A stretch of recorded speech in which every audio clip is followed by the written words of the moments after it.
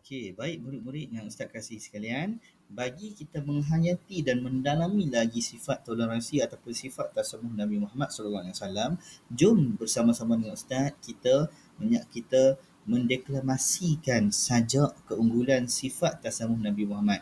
Jadi, Ustaz akan mendeklamasikan sajak ini, kemudian murid-murid boleh mencuba kan, dan boleh bersama-sama mencuba ataupun ikut deklamasi ataupun apa yang Ustaz akan sampaikan.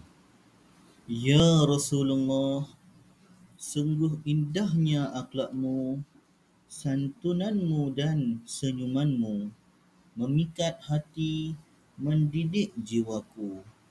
Ya Habibullah, sifat tasamuhmu menjadi teladan untuk umatmu capai kejayaan di dunia dan di akhirat mendapat kebahagiaan.